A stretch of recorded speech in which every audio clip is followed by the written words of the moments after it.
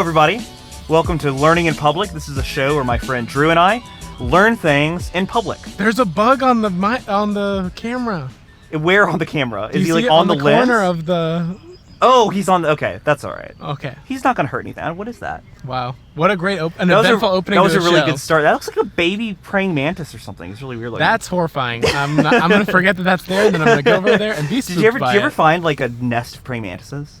No. One time I was walking in the woods with my sister, and we found an egg sack of praying mantises, and they were tiny. They were seriously like 5 millimeters long. No. And they were very small. They were tiny, like and they were a mantises? billion of them. They looked just like little praying mantises. Yikes. I would have been scarred for life. It was kind of scary. They're little scary little Even critters. for you, you're a bug guy. Well, I like looking at them, but they are... I mean, you know what praying mantises... They look like little alien monsters. Yeah, they do. Yeah, they look like a Starship Trooper should... Ooh, that freaks me out. Okay, well, so Drew doesn't like everyone, bugs. welcome What back we to learned the in public show. this week is that Drew doesn't like bugs. Mm-hmm. Welcome to the show. We are currently on the set of Where the Wild Things Are. And Once again, in a different part of it, yeah. So we're here again. This is Ix Art Park again. Yes, in beautiful but Charlottesville, in a different Virginia. place. So we are switching it up. We are in this like lovely little canopied area, whereas before we were in a lovely little wooden chair and look, guys, table okay, area. there's a pandemic on, so give us a break, okay? We're gonna try to go. We can't go but so far away, really. Exactly. Plus, today is officially Mask Day, so if you are indoors, It's true. in a business in Virginia, you need to be wearing a mask. Yeah. So, Drew, tell me. We're going to start a thing this week called Glimmers. Is that correct? Yes. Where each of us is going to sort of give like one small little tidbit that we learned over the course of the week, or something that we watched and enjoyed and learned something from. Yeah. We're going to call those our Glimmers. Our little so, glimmers. Drew, what is your Glimmer this week? All right. So my glimmer. So I like to bake, as you know, Grayson. I know. And I pride myself on being a relatively good baker. And I also pride myself on experimenting a little with the common baked goods. Not anything crazy. I'm not like putting cereal milk and stuff. I'm not that innovative. Wait, you say cereal milk? Yeah, have you not heard of Milk Bar? What do you say to me? Is cereal milk not just regular milk? It's milk that's been put, like the cereal's been put in until it basically dissolves. So all of the sugar and Gross. everything. No, apparently, so it's a huge thing in New York. There's this woman, sucks. I don't remember like her name, this but at she all. started this place called Milk Bar that literally makes baked goods with cereal milk. Apparently, it's like a delicacy. Like people are around the block. Okay. It's a very New York thing. I will say, I used to very much enjoy after my Cocoa Exactly. Pebbles, or what are the other ones? Cocoa Puffs. Cocoa Puffs. Yes. Have a delicious chocolate milk Yes. flavor. You know another one, the Fruity Pebbles. Yes, and imagine, because I can Cocoa understand Puffs that. I and can Fruity understand. Pebbles then have a different flavor they infuse the milk They with. do. That is true. It's kind of like making different teas. This is You're just, like brewing milk. But it's very silly to even add the cereal. You should just add this, like the flavors they put on the cereal. Like I don't Right. know if like the puffed rice provides a lot of good flavor. Maybe it does. I don't know. I'm not a cereal infuser, so I wouldn't know. Yeah, okay, but my point Drew of is the story. experimenting with baking. Exactly, I'm experimenting with baking, and so last week I made something, or 2 weeks ago I made something called the brookie, which is when I took. You told me about the brookie. Yes, I took my Brookie of the year. the brookie Drew of Lytle. the year. Yes, I took my brownie recipe and my cookie recipe, and I like. Well, really, I should tell this the right way. Really, what happened was I was trying to make cookies, and I've worked very hard on my chocolate chip cookie recipe. I make a very good one, I believe, and I brown butter for that cookie recipe. Oh, you use brown butter. I do. I use a little brown butter, but I didn't let it cool down enough before I added in the chocolate chips. So half of the chocolate chips kind of melted into the cookie batter, and it made sort of a brownie-ish batter, and I just kind of went for it.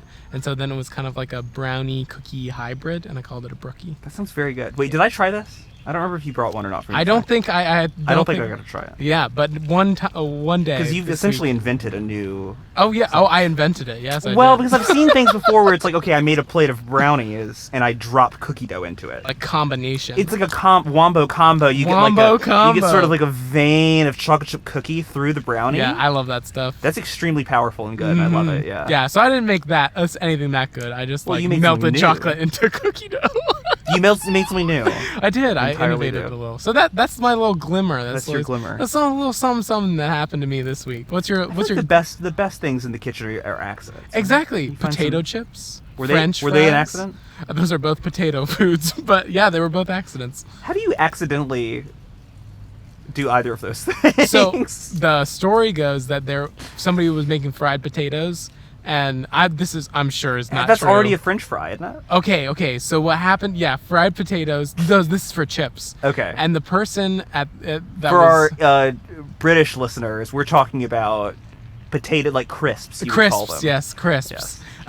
Yes, because we have a person in Trinidad and Tobago. That's We listening do, to and the we show. have maybe 2 in Ireland, I think. So, yeah, that's right. yeah. Shout out to our international listeners. Thank you so much for listening. All 22 people who listen to this show. The one person in Ireland and yes, the one our person listeners, in Trinidad. both of you. We love you. Yeah, okay, so the story goes the guy at the restaurant kept getting an order sent back for fried potatoes, and it was because the patron of his restaurant wanted them to be thinner. And so finally, I'll after give him the some third- thin ones, all right, exactly, really? exactly. And he just basically sliced them so thin, baked them, and then they were literally just like crisp chips. That's amazing. Yeah, Do you think that's true? You think it's made up? I'm sure it's Have you made heard up, about but like it's a much better the story about that's the true. the invention of the sandwich? No, Well, it's was it by the Earl of Sandwich? It was supposedly. No way. Yeah, so supposedly the Earl of Sandwich was playing cards, and he said, "I want to eat when I play my cards." And like, but sir, you can't have a knife and fork while you are eating, while you're playing cards. And he said, "Just give me a piece of beef between 2 slices of bread." That way he could have his sandwich named after him and his cards over here. Wow. That may be apocryphal, but that's the story behind it. Wow. I think I saw that on Good Eats. Really? Did you ever watch Good Eats? I loved Good Good Eats. show. Yeah. Where is Alton Brown? Didn't he do a I new think series? he has a show, yeah. He has a show Is it on on Netflix? Netflix? YouTube or Netflix, I think, yeah. Wow. Shout out to Alton Brown. Yeah. Thank you for listening, by the way. He's Yeah, Alton Brown's a friend big of the fan show, of the show. Alton Brown. The show. So Any other glimmer? my glimmer this week. So I watched a film called Yojimbo. Have you heard of this? No. It's by Akira Kurosawa. Who you might know as the director of Seven Samurai Yeah. and The Hidden Fortress. Yeah. Which is the movie that Star Star Wars Wars, is based on. yeah. So I watched another of his movies called Yojimbo, which is interesting. It ends up being the movie that the Clint Eastwood film Fistful of Dollars is based on. Have you heard of that? No. Or have you seen Back to the Future 3? Yes. There they are a make lot- fun of that. They do. They reference it with the cast iron door thing that Marty has under his poncho. Oh, yeah. That's a reference to Fistful of Dollars, which is essentially a remake of Yojimbo. Really? Yeah. And actually it was a complete ripoff of Yojimbo, but they, people have done it before, remake movies, but they didn't ask permission. And yeah, so they this just is also something I've been very interested, even with like Star Wars. Like, Well, the story is very different between The Hidden Fortress and Star Wars. Like, if you watch The Hidden Fortress, the main similarity is that it's told from the point of view of these 2 scoundrels, these Right. 2 idiots that are not really that involved with the plot, but they hang out with the main characters. Yeah, and it's like- told from their point of view, similar to What- the droids in Star Wars. yeah, and what's that play that's like the spin-off of Hamlet or something like that? Oh, Rosencrantz and Guildenstern are dead. Yeah. Where Yeah, similar to everything that. just happens from their perspective. Yes. And it's like this big drama that you already know has happened, but Right, but it's entertaining because it's being told from the point of view yeah. of these 2 idiots. Okay, so that's that the- was more the stealing of a trope, or the adopting of a trope. Yeah, like an idea. And I mean, George Lucas, he borrowed stuff from all over the place. Yeah. Whereas this was a complete remake. This of- was just a remake of the exact same movie. Wow. And they didn't ask permission before they did it. And Did they get sued? yes. Wow. And it actually delayed the release of Fistful of Dollars by like 3 years. What? Because they stole. They stole the Wow. idea and didn't ask permission. How did they figure out that they had before they had released the movie? I don't know. I don't Very know. I interesting. don't know that part of the story. Good job, But Yojimbo is super good. Kurosawa. And what the really interesting thing about Kurosawa, well, there are a lot of interesting things. He's an incredible filmmaker. He's like one of my favorite filmmakers now. Wow. But one of the really interesting things about him is that he was super influenced by Western filmmakers of America. So like John Ford was a big influence of his. Wow. But he ends up then being an influence upon Western filmmakers specifically. That's like, powerful. You know, That's- Magnificent Seven based on Yeah. Seven Samurai, Fistful of Dollars, and then the sequel of Fistful of Dollars, for a few dollars more, is based on the sequel to Yojimbo called Sanjuro. Wow. That's the power of collaboration right there. This is what Well, I'm preaching, is man. it collaboration? I guess. It's more Yeah. like the Jurassic Park thing. You stood on the shoulders of giants. Yeah, no, exactly. Yeah. And like everyone, like even when you're writing, like you have essentially collaborated with everyone you've ever read. Yeah, to like for sure. make this new book. Yeah, and related to that, I read The Legend of Sleepy Hollow this past week, which I think cool. I think I read it when I was a kid and I really liked it. But I mean, it is a children's book, right? Kind of. It's like a dark children's book. It's comical though. Washington Irving is definitely very like a comical writer. Gotcha. The only reason I hesitate to say it's a children's book, maybe it was a children's book when it was written, which was very early 1800s, I believe. But today's children, I think, would be just lost and kind of bored by it. But I found it fascinating and great. Cool. I grew up watching the Walt Disney short. If you yeah. I always loved that one a lot. Wow, Grayson, well, thank you for that glimmer. I think I had a couple of glimmers in there. Yeah, but that was great. Sleepy Hollow I think we really both good. did. Okay, I love that part of the show. We're keeping that. Yeah, it's beautiful, right? That's a much better intro. Yeah, and the second change to, we're innovating. We're like iterating our format a little. We're, instead of coming up with topics every week and then trying to teach you, dear listener, as idiots who don't even know what we're talking about at all, we're actually just going to tell stories about things that we've learned this week. Kind of, in a way. And rather than focusing on us teaching a topic, it's more about we're just going to learn about the topic and share what we've learned and our experience learning it. I think I think that's going to be great. Okay, so Grayson, hit me. What's your... Oh, it's my turn to go first this week, isn't it? Yeah. That's terrifying. So, Drew, I'm really going to need your help this week. Okay, so no problem. I made the foolish decision of agreeing to talk about artificial intelligence. I got the name right this week. What did you say last week? Alternative intelligence. Alternative intelligence, and then I think I jokingly said artificial insemination. Yes, alternative facts come from alternative intelligence. Whoa. We figured it out. Whoa. Do. It's like the meme of the lady doing the math on the... You know what I'm talking about? Okay, so yeah, I decided to talk about alternative... No, I said it! Artificial intelligence, which I know nothing about. I did my best to research it. Cool. And I still don't think I know very much about it. Okay, but cool. I had an interesting time learning, especially about kind of the history of it. Great. No, that's so, Drew, what does AI stand for? Part of my research for this, I watched the Neil Breen film Twisted Pair, which I highly recommend, in which Neil Breen, if you are not aware of Neil Breen, he writes, directs, and stars in all of his own movies. He is a complete, just... nut job. Nutcase. He's a horrible filmmaker. He doesn't know anything about artificial intelligence or filmmaking, yet he has made a film about it. Exactly. This one is especially notable because he plays himself and his... evil twin, yeah. Yes, and he has a really great. And there's he has a fake beard on. There's like really no plot in the movie. Have you watched the whole movie? I've not watched the whole movie. I've watched YouTube videos where they react to that movie. Okay, I have watched the whole movie 3 times. Oh my god. It is a masterpiece of a failure of a film. But the interesting thing is that he's tried to make a movie about AI and he does not understand anything about it. It would be like if I tried to. Because what's strange about it is it starts with he and his brother, they're twins, and they're abducted by aliens while they're playing at the beach with their dog. This is not actually filmed. This was like stock footage he found on the internet of just like a couple of kids playing on a beach. They get abducted by aliens and turned into humanoids? Drew, I don't know how you are humanoid or like that doesn't make any sense. They're turned into humanoids with AI. But why would a human need AI? You already have like a brain. And a brain that's much better than any AI that we actually So anyway, have right now. This was a failure of trying to learn anything about AI. This movie did not teach me anything about that documentary it. you watched? That bug is right on your lens now. Just so you know. Oh, there are 2 bugs. Oh my gosh. I think those are baby praying mantises. Look at them. That's what they totally are. Holy guacamole. So that's pretty cool. So anyway, yes, as you know, AI is artificial intelligence, right? Yes. So why don't you, and this is not because I don't know anything about it, this is just for purposes of the podcast, but will you explain to me how AI works? Sure. Okay. Or what it is?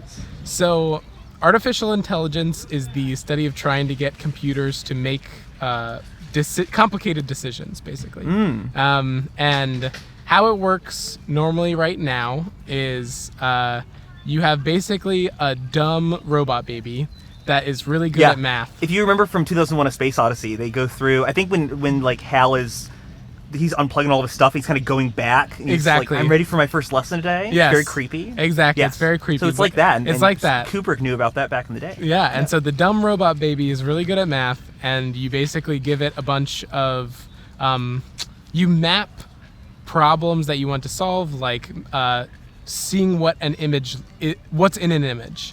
So like images of dogs, recognizing images of dogs. And you would like give it the solution, right? Yeah, you give it the solution in input terms of and math. a desired output. Exactly. And it's basically you make it do this math problem a bunch, and it's a guess and check essentially.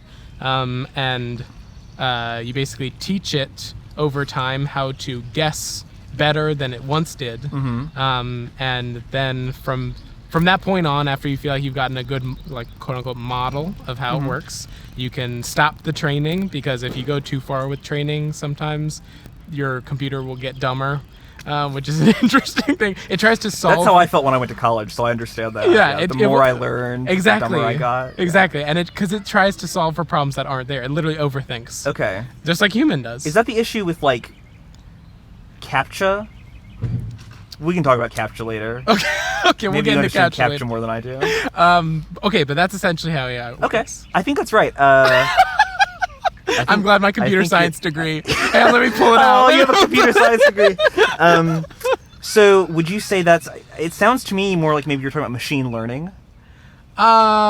Yes. Currently, Because that's yes. sort of a part of AI, right? Because AI in general is, I mean, it's let's let Grayson read the definition. well. Webster's dictionary defines artificial intelligence. So it's about like devices that perceive their environment and take action to maximize its chance of achieving goals. And it's like most basic form. So not nearly even as complicated as AI works today. You could even be talking about. I mean, I did do a little research on video games here, but even like think about the ghosts in Pac-Man. Yeah. No. Exactly. There is like a very base form of artificial intelligence there, where they find the shortest path to get and eat Pac-Man. Do they eat Pac-Man? But I think Why so. would a ghost eat Pac-Man? I agree. I don't want this to become a debate, because this is supposed to be your topic. No, it's not a debate. No, it's a conversation, man. Okay. It's jazz, baby. Okay. Yeah. But the pushback I would give is that AI, there is a difference between an artificial intelligent program and just like a basic algorithm. Yes. Because I like, would definitely agree. the Because ghosts in that's the whole Pac-Man, idea with AI is that it's this actually is making this decisions. is a problem that's way too complicated to try to Exactly. make an algorithm for. So Exactly. we're going to make the computer make its own algorithm, Yeah, right? Is that exactly? correct? Whereas Pac-Man did not have the even capacity probably to run a program like an Right. AI or a machine learning thing, and so or like building a model. So really, that's an algorithm. The AI is something that like actually makes a decision tree on its own. Yes. It wasn't given to it. Yes, and that's definitely an important distinction. Mm-hmm. But I think when you do research into like especially like older AI stuff, you find they use They kinda AI did to that. refer to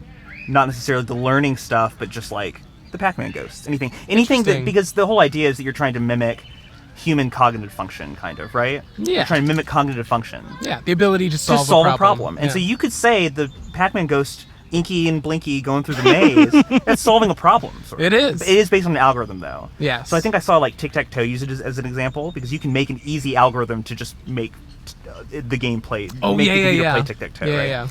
So it's not exactly like machine learning, but it is still some kind of artificial intelligence. You know All what I right, mean? all right, keep going. Hit me with Because more I remember stuff. we had like an SNES game called Chessmaster. that like actually It would just had... play chess against you, yeah. Really? Yeah. I seem to remember something, and I think this was referenced on Doctor Who also, but there was, I think it was called The Turk. Have you heard about The Turk before? No. And I think this was a complete sham. I don't think this is real, but supposedly, in the ancient days, there was this guy, it was like half of a man in front of a chessboard, and he supposedly was a machine that would play against you in chess, and he was this ancient machine. And he would beat Whoa. real people. And I think it's completely fake. I think it was faked. Wow. On Doctor Who, it was, you know Warwick Davis, the No. actor? Oh, yeah, I do. Yeah, you know him? So he was like inside the machine controlling the Cyberman, I think, on the show. Which I think is probably what it was, something like that in real life. Interesting. That's so. So they've had ideas like that for a long time. I looked a little into the history of AI because Cool. people have been thinking about this for a long time. Like how long? I think the earliest reference that I mean, probably for as long as people have been thinking, what if these Well, other what things is- could talk? could But talk, the yeah, I earliest one I think. could find was, have you heard of Talos? No. Talos was an ancient Greek myth. He was a huge statue. He was a bronze statue. If you've ever seen like Jason and the Argonauts, Yeah. he's a giant bronze statue that protected the Isle of Crete. Wow. And so so Hephaestus and the Cyclops created this giant statue and imbued him with life. And he would throw boulders at ships that were trying to approach the island. No way. And he would make this is not real, obviously, but he would make his rounds around but the island. people were thinking about about this, this like, bronze man having yes, intelligence. essentially like a robot. Wow. There were robots in ancient Greece, not real ones, but people were thinking about That's pretty crazy. and the way they kill him in this, that he had a little plug on his ankle. And I wonder if this is also kind of related to the Achilles myth at all. But Jason and his friends, you know the myth. It's called Jason and his friends.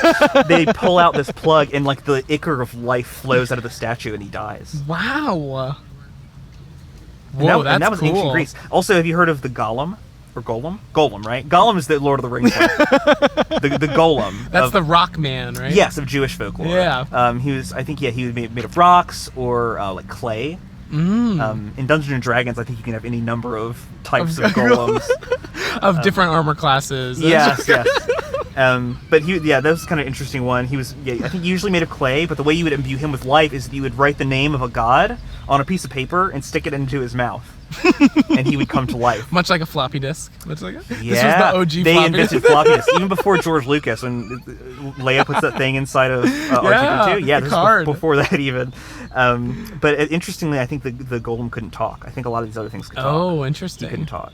Maybe because he had a piece of paper in his mouth. I don't know. Again, this didn't work. Like, I don't think they actually made this thing. We don't think. We'll never know. There's no way of knowing.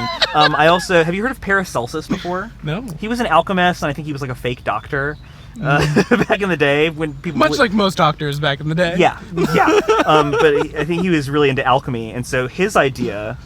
For me, this is like the most buck wild one I found for how to make an AI essentially back then. But you would hear me out. You would take the sperm of a man, and you would put that into horse dung. Oh. And then after 40 days, you would feed something called the arcanum of man's blood, which is something in alchemy. You'd feed that to the horse dung that had the sperm in it, and it would turn into a human living infant. It would just turn into a real baby. Again, we have no way of knowing if this works or not. We haven't tried. Everyone get out your horse dung. Yeah, and I don't need to know anything else about that story at all. Wow. Isn't that disturbing? That's very And then if you think about went on a big YouTube, or a big Wikipedia rabbit hole. You know? Yes, I did. Also, if you think about like Frankenstein is an example my of gosh, yeah. imbuing life consciousness into a body. And did you ever read Frankenstein? No. Really? No. It's really good. I've heard that. Hot take. Frankenstein's a good book. But it's really interesting the way that Frankenstein gets all these body parts because he's a doctor, and he just puts these body parts together. And then, do you remember in the movie there's the famous scene of like, he raises it up and the lightning hits it? Mary Shelley doesn't go into any of it. She just says, and then I put the life into him. She doesn't even explain it. I think it actually kind of makes it creepier. Wow. Because he talks about discovering the secret of life. And he doesn't tell you what it is. Whoa. It makes it kind of creepy because it's almost like because it's from the point of view of Dr. Frankenstein. Right. And these are this is his like, story. I don't his even want to tell you how to do it because I don't want you to do this because this thing went around and killed my girlfriend, wife, entire town, right? A kid. I don't think he kills a town in the book. I think he does in the movie. I think he does. Yeah. It's been a while since I've seen the movie too. Wow, fantastic special effects in that movie. It's been a while again. And by fantastic, I mean not. Well, I enjoy back in the day. I enjoy like the makeup and stuff. Yeah, and I find that more realistic. It's like the first OG movie where the bullet hits the moon, and it's just like a cutaway. And all of a sudden what are you talking about? Wait, you've never seen this movie? It's like the first. Bullet hits. Are you talking about Portal 2? When you shoot the moon. No. I'll have to pitch you my idea for Portal 3 also. I thought they made a Portal 3. No. Oh. We're never going to get a Portal 3. Sad. It is. I think about it every day. How much I want to play Portal 3 and it doesn't exist. So what Bullet to the Moon are you talking about? There's like the first movie, the backtracking to what people say was like the first major motion picture. Yeah. And there's like it's the not dancing aliens. It's not called Bullet to the Moon. It's Trip to the Moon. I think it's called Trip to the Moon. And the bullet is actually the ship. And it goes into the moon's eye. Yes. And he is crying. I love that. That looks so cool. Exactly. That cutaway effect was like the only thing that could really do Actually, back that then? movie, that was made like the 20s or, Yeah. or earlier. It might have even been earlier. I don't I know. thought Frankenstein was like 30s or 40s. The movie right? was probably 30s or 40s, yeah. Okay, yeah, because they had like it's not a silent movie, right? No. Yeah, that's what I thought. Okay. There may be a silent version of it. I don't know. Yeah, but like the lightning effects is all projection, and it's pretty cool. Speaking of silent movies, actually, you never saw, is it called, we can edit this out. Is it called Utopia? No, it's not called Utopia. Zootopia. Zootopia. What's the movie? I'm an idiot. What True. movie? Just Googled old sci-fi movie. Here we go. Yeah, 1927. Yes, Metropolis. Metropolis. So we'll backtrack this. So, Drew, have you ever seen the movie Metropolis? I definitely didn't have to Google what it was called, and I definitely didn't watch it like 2 weeks ago. Did you ever watch Metropolis? No. Another Star Wars connection. This movie is where I think George Lucas got like the design of C-3PO from, Interesting. because there's a robot metal in the man? movie, a metal man, and it's called the Machine Man. Wow. That's 1927. They had this really creepy robot, and So we've been thinking about this for a long time. like a woman's soul inside of it. It's very creepy. I had no idea that we've actually We've been thinking about just it for a like- long time, yeah. And I didn't even Wow. write Metropolis down my notes. I just I've seen it recently. It's very good. Wow. Okay, well tell me more. What's going on So, here? when do you think like the oldest AI in video games? AI when in you- video games? Yeah. So and not like good AI. I'm talking about like the basis level of like this thing can kind of work against you in a video game. So It's kind of this thing is making decisions and trying to beat you in a game. it would have to be an opponent video game. Yeah, then. yeah, that's what I'm thinking. So it's probably not So like Space Invaders. Not like or... I think Space Invaders is considered to have a form of AI in it, but it's not that. It's earlier than Space Invaders. Earlier than Space Invaders. Can I tell you, it's way earlier Is than it you think Pong? it is. Pong is a lot of times, I think, considered to be one of the first ones. It's actually called Nim. Have you heard of Nim? Nim was My dad made played this in game. 1951.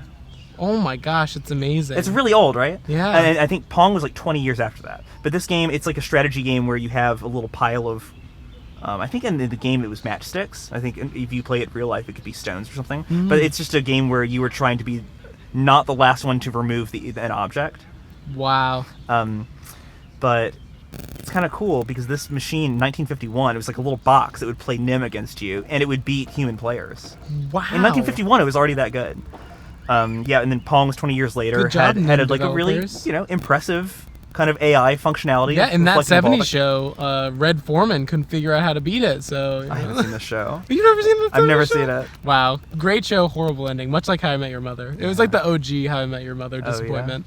So If I recall, How I Met Your Mother ends and it just kind of like fades out. It's like a gunshot fade to black kind of thing. Oh yeah, that's it. Is that it? There's actually a gunshot there. Someone dies. This is How I Met Your Mother. Ted Mosby actually kills his Wow. children's mother. Wow, I need to watch this show. It sounds Yeah, very it's action-packed. riveting. Are you familiar with Deep Blue? You heard of Deep Blue before? You're a computer science major. yeah, I Deep have. Blue is the computer that beat Gary Kasparov in chess. Oh, okay, yeah, there we go. And I want to say he had beaten it years before in very much like a John Henry type situation. Yep, and then they came back and they came back and it crushed him. It right? crushed him, but and I think one of the things that I think he's quoted as saying the machine has proved nothing because I think they fed it only like Gary Kasparov games so it could learn how Gary Kasparov played. Yeah. And That's ended up beating him. crazy. That's like It kinda is. what they did with Watson when he played Jeopardy. I was too. actually going to bring up Watson. Yeah. Watson, did you watch that when it was on? Yeah, It was incredible. I mean, he crushed. it Ken was Jennings. a magic moment. It was in it was history. amazing. And Yeah. didn't they have to actually go to like Watson's headquarters and film there? They had to like build a Oh, I because think the they did. computer They was couldn't- so big. It yeah, was the the size of a compu- building. yeah. And so they actually had to build a Jeopardy studio. Yes. Oh my gosh, in the I building with forgot about Watson. that. Yeah, that was a really incredible moment. Yeah, if you don't know, Watson was the computer that beat Jeopardy champion Developed Ken by Jennings, IBM. and the Yeah. other guy who is not as famous as Ken Jennings, but who was also very smart, I guess. And it absolutely crushed them. It was Yeah. it was IBM's computer. It was no competition. Insane. Um, And now Watson's and like then- diheard people. Like really, I've heard works with that this doctors is and kind of stuff. part of the future of AI. Yeah. Is medicine. Yeah, for real. A game that I recall having AI, my first experience was Perfect Dark. No, Did you I ever play don't- Perfect Dark for the no. N64? It had like really bad AI in it. Well, they were okay actually. It's a shooter game, so it was Okay. the follow up to GoldenEye, which is widely seen as one of the best shooters, especially for its time. It was Yeah, exactly. it was groundbreaking. Perfect Dark was the follow up, made by the same people, but they added AI into it. But the great thing was that the AI, they were great at shooting, but if you put on like all remote mines, they knew how to throw the remote mines, but they didn't know how to detonate them. Oh, you told me about this. So they're just wandering around, just throwing mines, just wherever, and they never detonate them. It's very entertaining. Have you heard of the movie Sunspring? No. This is the movie that was written by AI. So now we're talking about like modern kind of. You haven't heard? Yeah, of this? we've moved into like. So this is the idea of, okay, we fed this computer all of these film scripts. I think they used sci-fi movies from like the 70s and 80s, and they fed it these scripts, and it said, here, these are successful sci-fi movies. Now you write one. And the computer did it, and I haven't watched it yet. I think it's supposed to be really interesting. Cool. One of the things that I've learned... Is it a good movie, or is it... I want to say it was at Sundance.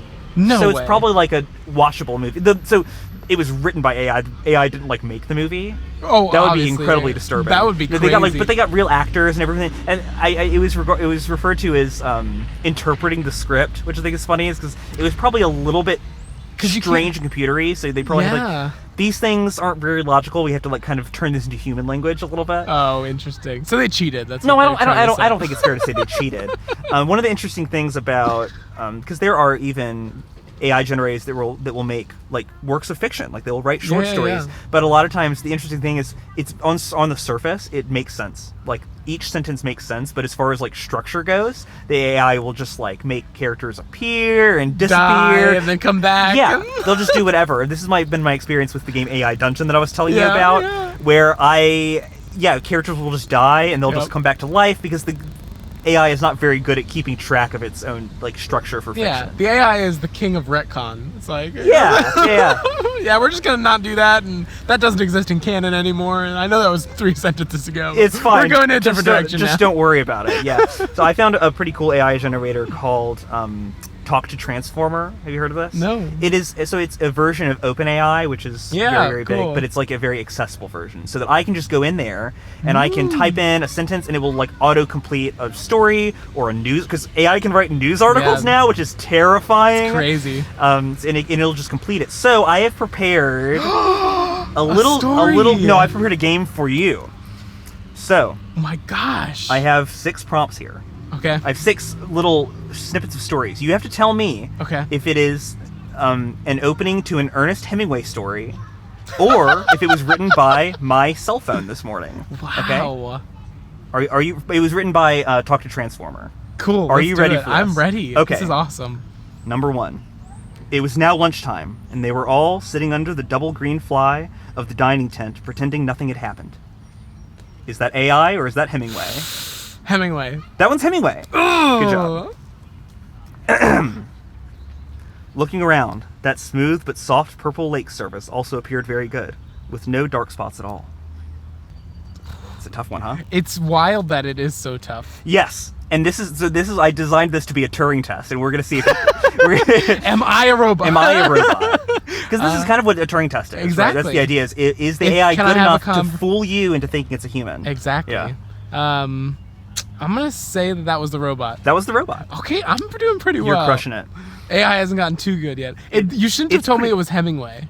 Because now I'm like, well, I kind of know how he talks. But no, what was interesting. I was just messing with it, and I was like, this kind of sounds a little bit like Hemingway, and that's where I got Okay, cool. Okay, so they're kind of matched. Yeah, just as far as like the very simplistic language that the AI uses is, in a way similar. I'm not saying that Hemingway was a computer. Was a computer? Or was he?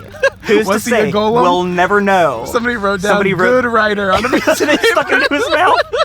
That's why Hemingway couldn't talk, as everybody knows. It was dark, and the noise and congestion was deafening. There were, naturally, a great many people and vehicles to ensure the thoroughfare remained full. Everyone was moving as fast as their vehicle would allow. Ooh, it's tough, right? That's tough. Hemingway. That one's the computer. Wow. It's happened, folks. My computer wrote that? It's happened, folks. I should know my vehicle. I feel like vehicle wasn't a word that Hemingway used very often. I don't know. I read The Old Man of the Sea. That's the short one. I read the short one. I didn't read anymore. I read a bit of The Sun Also Rises, and it was like, these guys are just walking around in the middle of the night getting drunk all the time. Like, what's the point of this? I don't know. I couldn't get into it. It was late, and everyone had left the cafe except an old man who sat in the shadows of the leaves of the tree made against the electric fence. Ooh. AI. Hemingway. Wow. Whoa, that's I think crazy. We can do a couple more. It wasn't about anything. Something about making punch, and then we started fighting as I sloped, and he had me down kneeling on my chest and choking me with both hands like he was trying to kill me. And all the time I was trying to get the knife out of my pocket to cut him loose. Hemingway. That one's Hemingway. Yeah. Good job. Okay. This is my favorite one. The trees were there for a reason, and if only my friends were there too, then they could have been at least a reminder of an abandoned place. No wonder those trees had once been so happy and useful. AI. That one's AI. I just really enjoyed that one a lot. And AI writing a story kind of about like... Yeah, it was. So I found a few AI generators that really lame. It felt like it was just doing Mad Libs, like inserting words into an already made story. But I really enjoyed Talk to Transformer. Cool. And, we'll leave a link to that in the podcast description. And AI Dungeon also. Yeah, is definitely. A very fun game that kind of does a good job writing a story with you, but not really. It's really fun to play AI Dungeon with friends. Yes. And you're just it's a good like car trip game. It is, exactly. Yeah. I was gonna say, or a good quarantine game. Yeah. People are just like looking for things to do. That's with true. their You could easily play that like over Zoom or something. Yeah. That'd be cool. I think I had. Oh, so I wanted to talk about one more thing before we switch off, and I know I've been talking for a long time. No, so that's okay. But I prepared. Have you ever heard of Songsmith before? I would compare this as kind of similar to AI. Microsoft had this stupid idea, and I think the late 90s, to have a computer program where you could sing a jingle into it. You could make a melody, and it would make a song out of the melody. Well, it would make like a backing track, so it would make a harmonic structure beneath it. But where it gets really buck wild is when you can like single out the vocals from a song that already exists and let it try to make its own backing track to it. So I want you to listen to "Wouldn't It Be Nice" by the Beach Boys.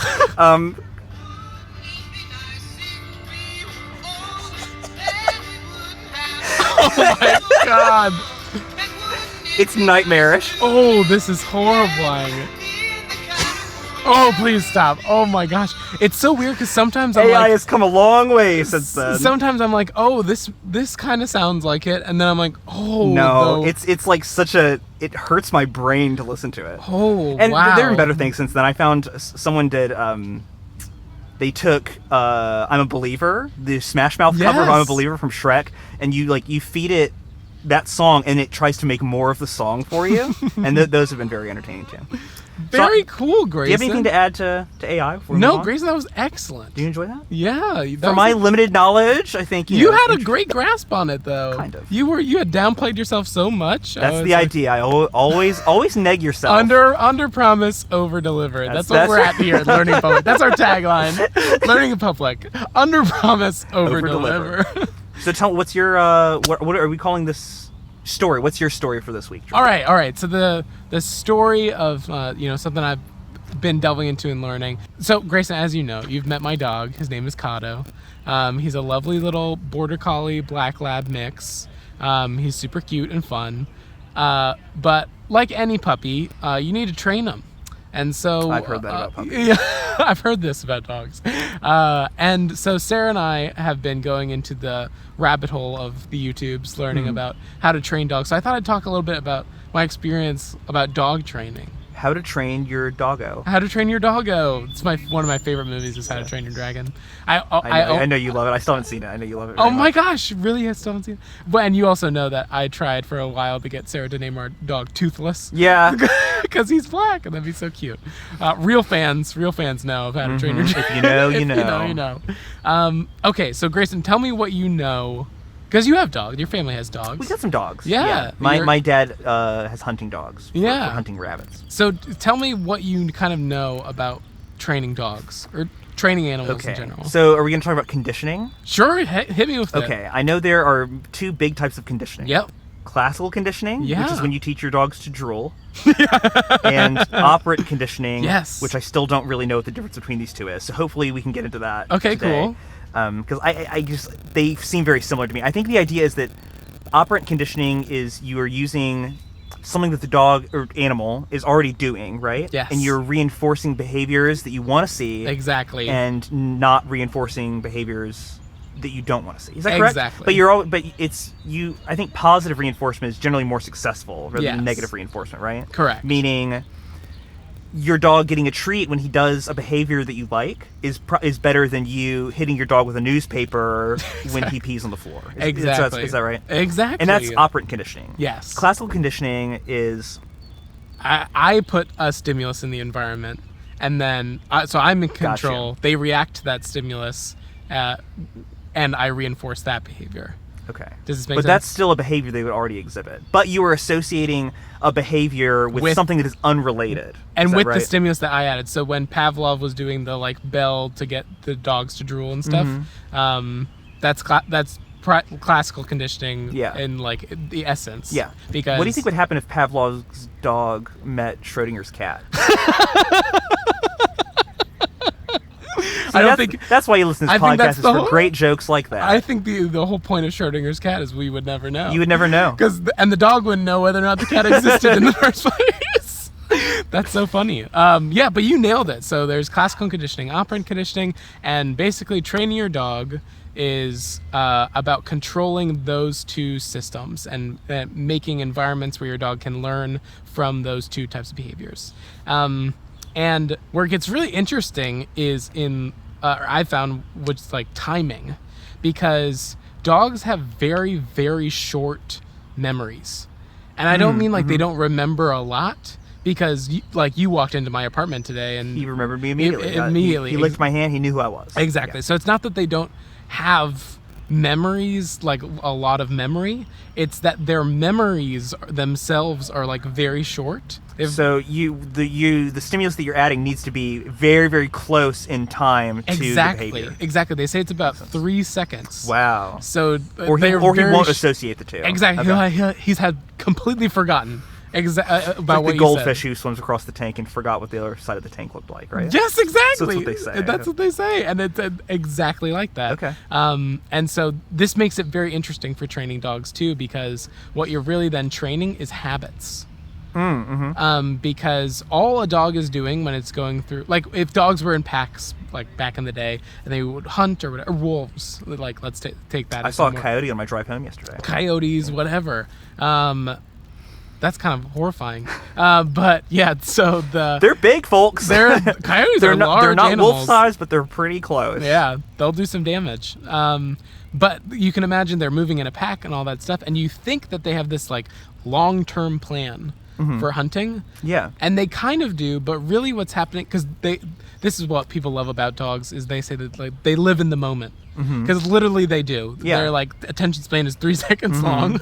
And so what they're really doing is going through a bunch of little behaviors. Like a little algorithm. Exactly. And Like it a repeats very it small... a bunch times. Exactly. A very small algorithm. And so they like are going through this like pack behavior, not as like this long sequence, but as actually just like a bunch of short ones where the stimulus for what happened at the end of the last sequence is the trigger for the next habit. Next 3 seconds. Like the first. No, not the first beginning one. of the chase. Or yes, the first one does not go all the way to the end. Wow. It's like bump, bump, bump, bump, bump, bump, bump, bump, all the way down. Really interesting. It's very interesting. It's kind of like they're in a way like dancing through this like routine without knowing what the next step is. Yeah.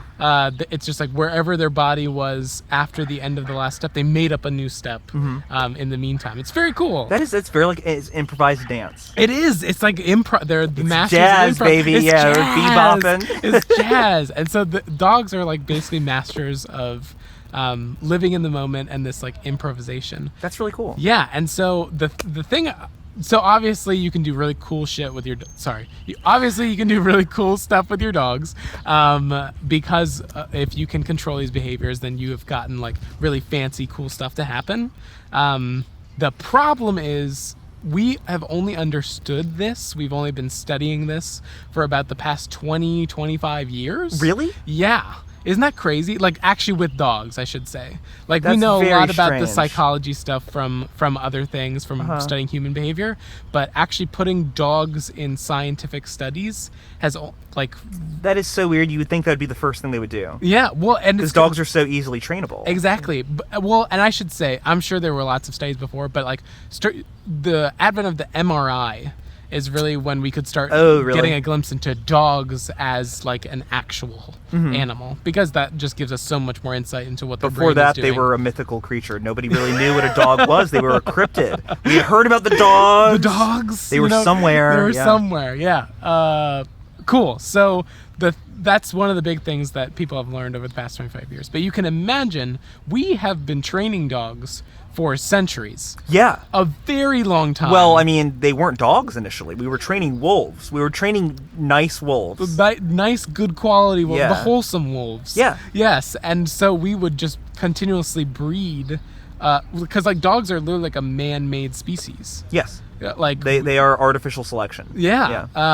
Which is good and bad, right? Oh, we won't get into that, but because I love dogs, so. Yeah. Well, your dog is he's a mixed breed, right? Exactly. So we didn't go to a farm and buy him. So he's probably very healthy. Don't worry about it. Yes, but yeah. The point of this whole situation is like, people have been trying to train dogs without understanding dogs a lot. Okay, and it's only recently now we understand the psychology, so you can be more effective trainer. Exactly, and we can use science to provide training. Oh, that's cool. Because you can imagine, too, like, before we started recording this podcast, you brought up Caesar Milan. Yes. He does a snake thing. Yeah, and like punches dogs and like kicks them.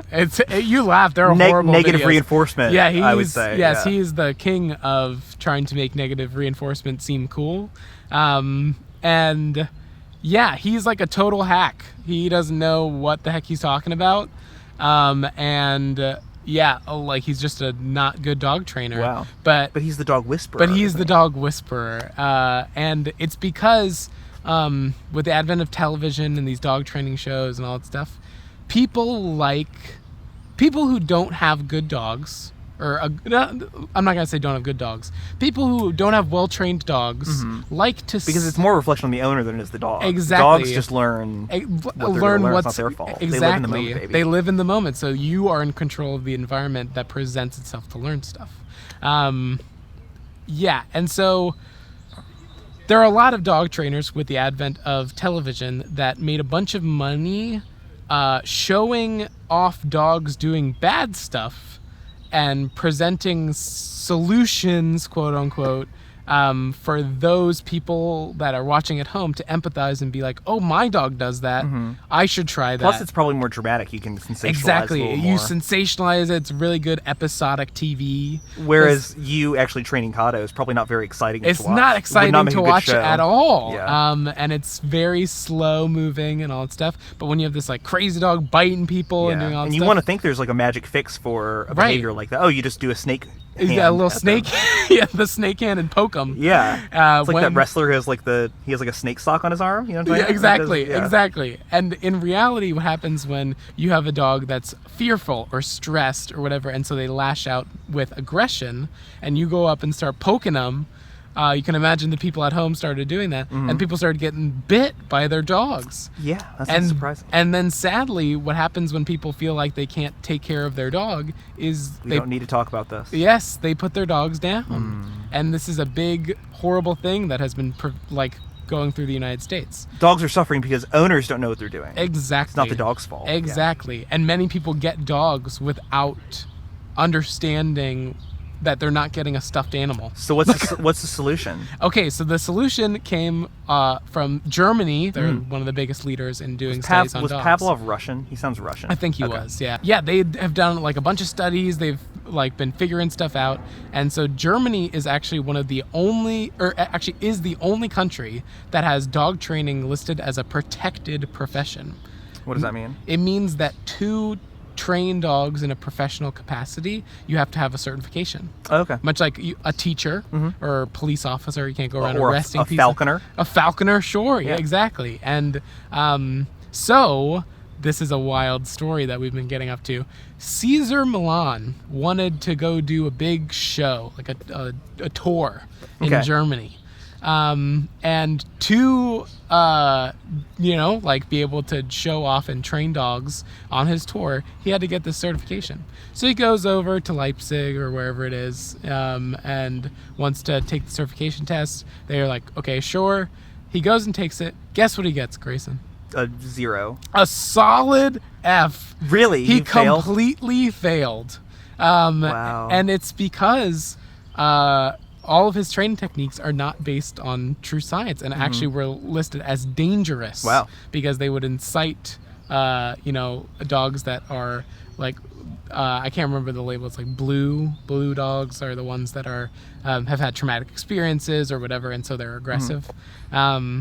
Yeah, and so you can imagine he goes and just like, oh, you just got to poke them and kick them and stuff like this, and they're like horrible things are happening. Work. Exactly, and especially not only is Germany. It's hateful, really. Yeah, exactly. But it doesn't work. It's ineffective. Exactly. It's not based on science. So the big training technique that has come out of Germany, and now people can get certifications in the U.S. and stuff like that. It's called behaviorism, and rather than like talking about it as a trick, right? You want to talk about it as a behavior. Yeah. Exactly, as a behavior. You're training behavior, and so there are a lot of trainers that do all positive reinforcement, so you never do anything to negatively reinforce your dog.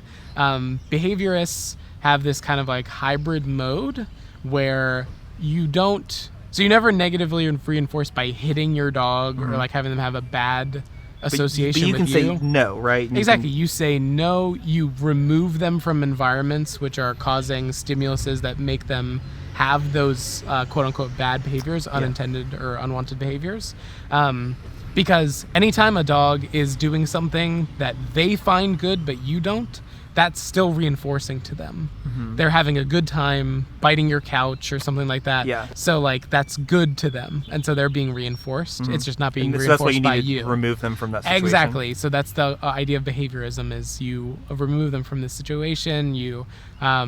So you can say no if you've trained no as a trigger word, that's like I am not looking for that right now, basically. Whereas like yes is the, hey, you're about to get something good because you did something good.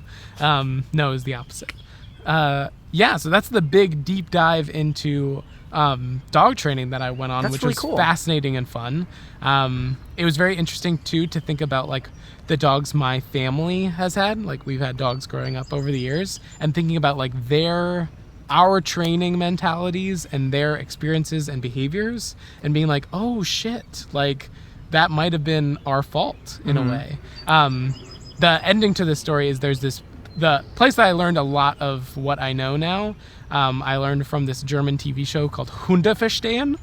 I love that one. That popular show in America. Hundeverstehen?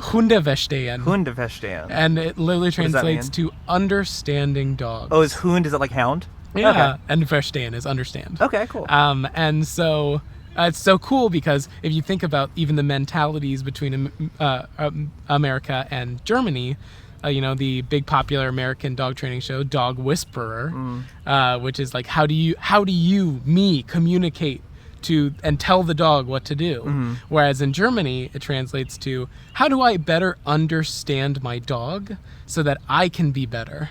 That makes sense. Isn't that beautiful? Because like you always talk, it's a collaboration between you and your dog. It's a collaboration between you and your dog. Yeah. Yes, it's rather than trying to great. like force behaviors on a dog, you kind of find behaviors that the dog already is exhibiting. Yes, right? And you create environments where they succeed. They do things that you want them to do. And so it's been great. Sarah and I have loved it. Obviously, all dogs go to heaven. All dogs go to heaven, and no dog is perfect. But I disagree.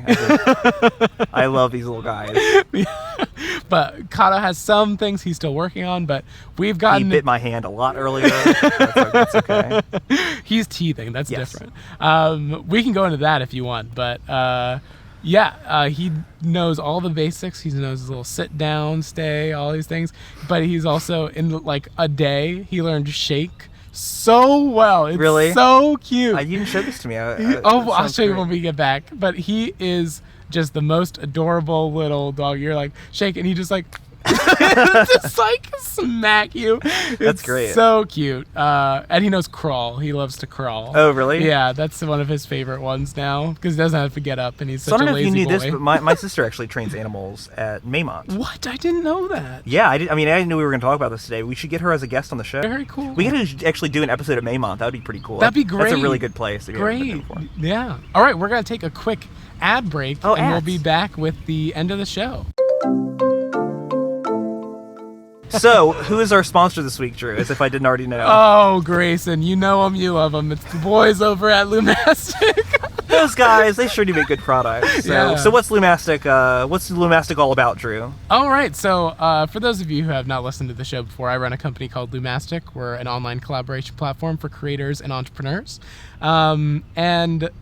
It's just a fun community to be. It's kind of like a social media and productivity tool hybrid. It's sort of Drew's Entertainment 720, if you will. It is. It really. It's like my little passion project for a while now, and because it's just a place where people can come with ideas, thoughts, dreams, things they want to make real, and you have a community of people who can help you realize them. It's all about collaboration, collaboration. and creativity, right? It's exactly. about making things. It's about making things and like making your ideas real. So, for instance, if I wanted to start a business, this might be a good place to organize ideas and collaborate with other people who might have good insights. Exactly. We have a lot of entrepreneurs on the platform, obviously, because that's my demo.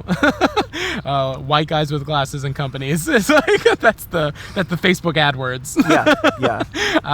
But yeah, so if you're starting a business, it's a great community to be a part of. We're launching a really fun new redesign that makes the whole platform better and more fun to use, and easier to talk to people and collaborate in just a few weeks, which is very exciting, and also terrifying. But also if you're an artist, if you're a creative person, I also am very empathetic to those people as somebody who runs a YouTube channel and all these things.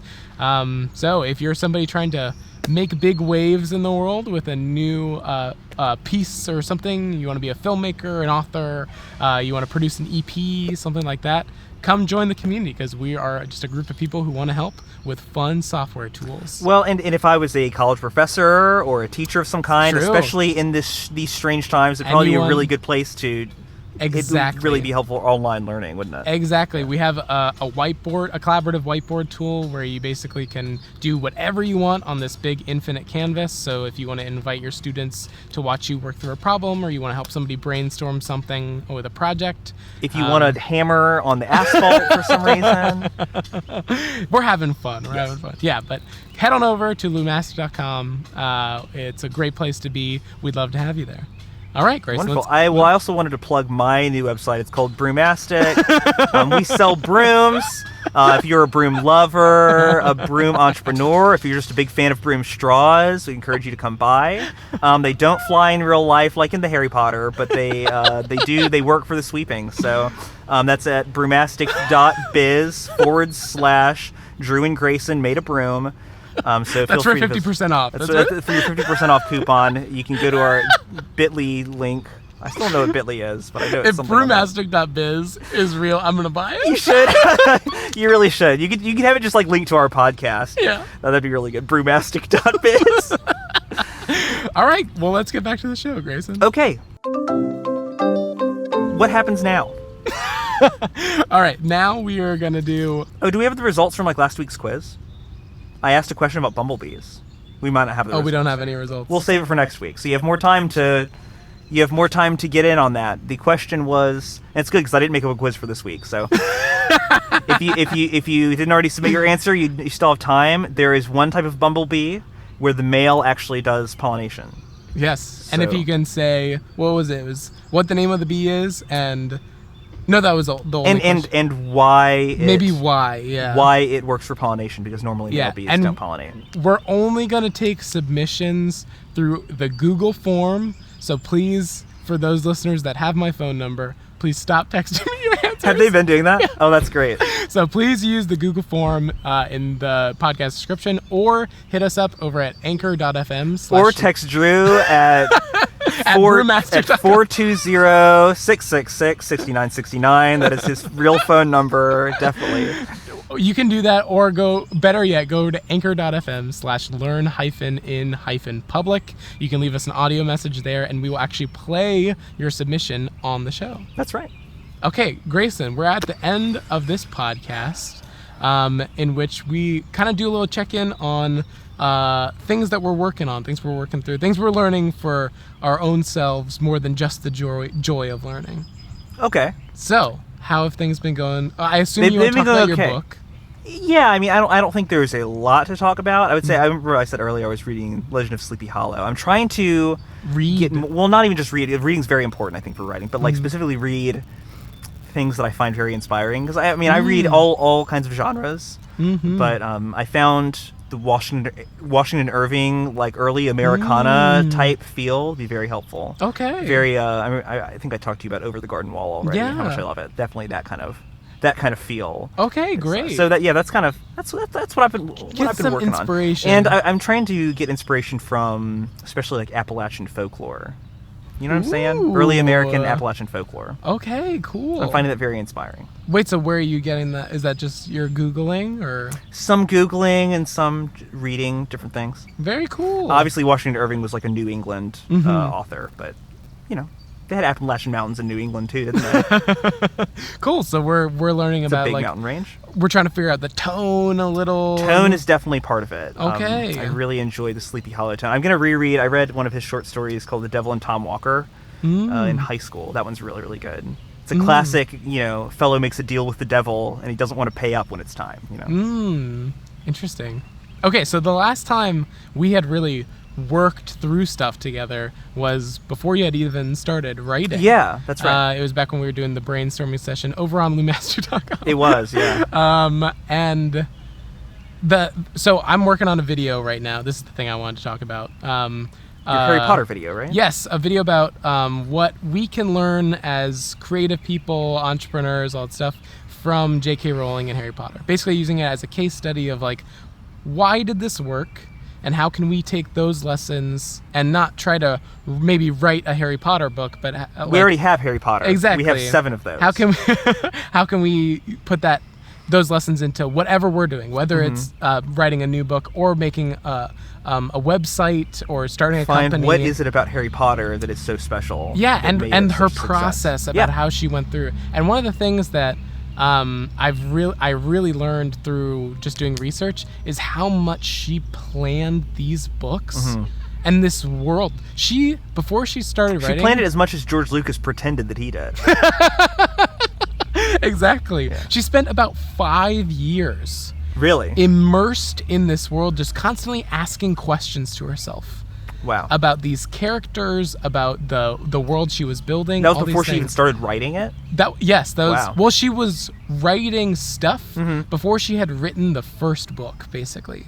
So she would write random stuff, like notes, short little story things, trying to build out the world. But before she actually went and wrote the first Harry Potter book, she spent about 5 years immersed in these ideas. Wow. Which is crazy to me. Yeah, I think that's kind of similar to Tolkien, isn't that? Yeah, I lived there. I know he worked on Lord of the Rings for 10 years, I think. That's crazy. But that's, like that's all of that exactly work and like is. living in the world and the amount of, ancient mythology that he has put into that is reflected in his later stuff. Yeah. And the thing I found really inspiring too, because I look at that and I'm like, I cannot spend 5 years trying to like. I can't imagine saying like, I can't wait to start my next book when I'm 29. Yeah. Like, wow, that's a minute away. Isn't Exactly. It? Yeah. And so the thing I found really inspiring was how she did it was just by like literally coming up with questions in her head that she wanted to know and then answering them for herself.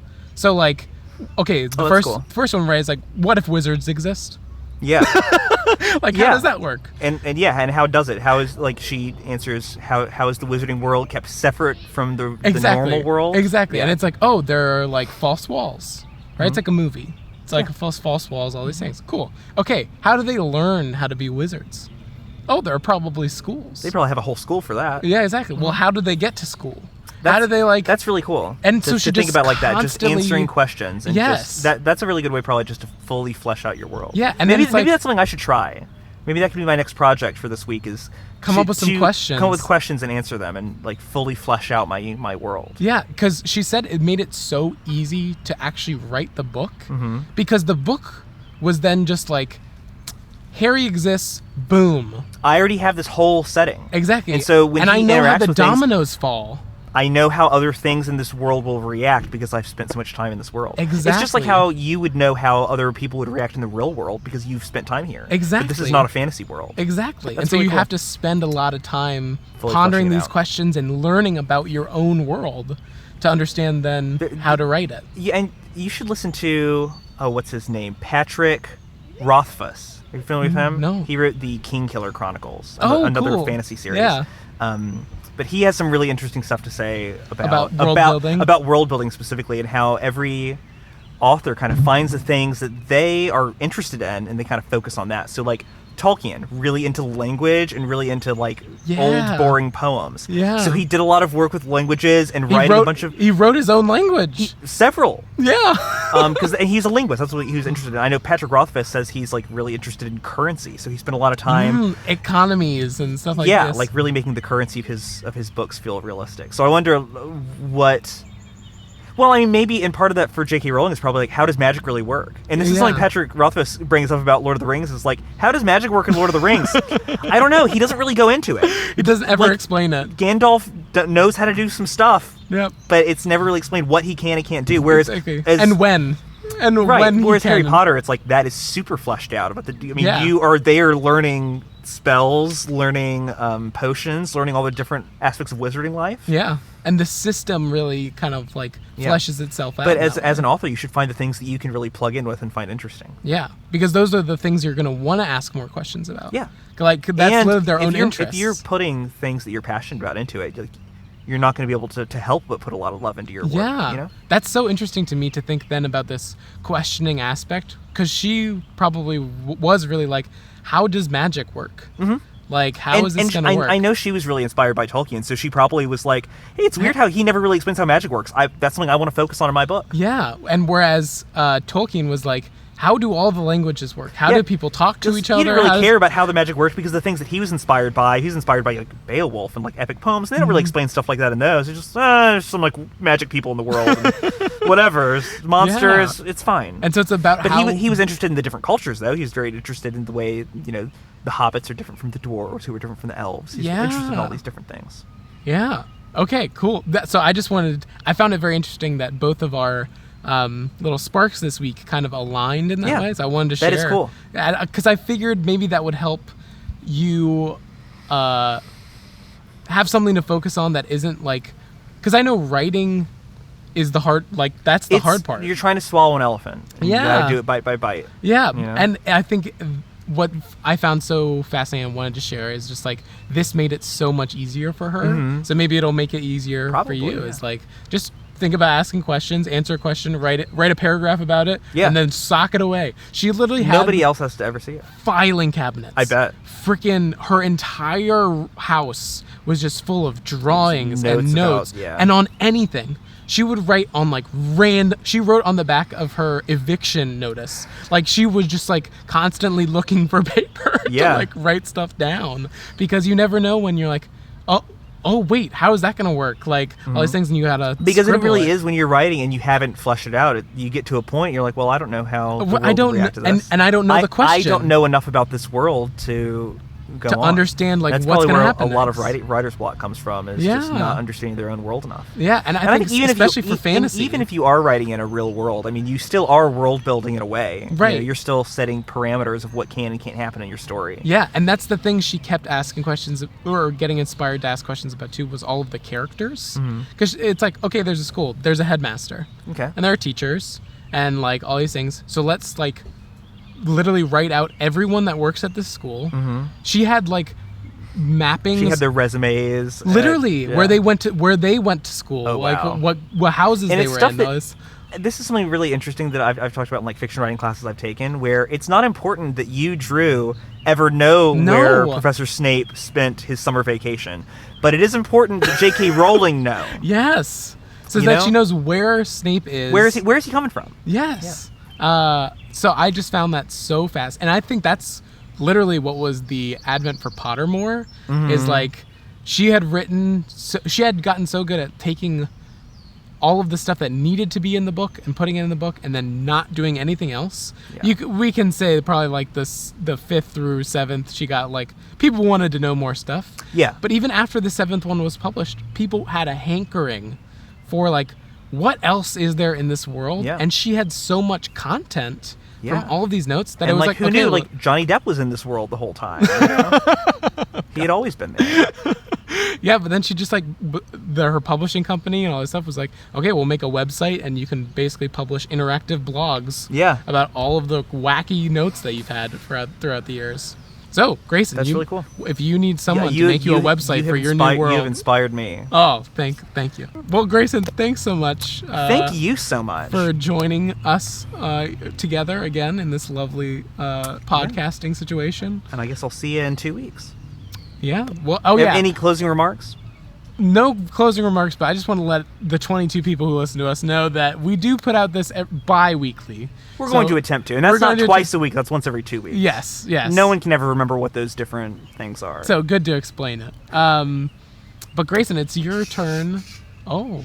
The bird just yelled at us. If you still would like to do sign-offs. I want to keep the sign. I like the sign-offs. All right. So thank you so much for listening to Learning in Public this week. And frankly, my dear, I don't give a damn. Thanks for listening. Great. We did it, man.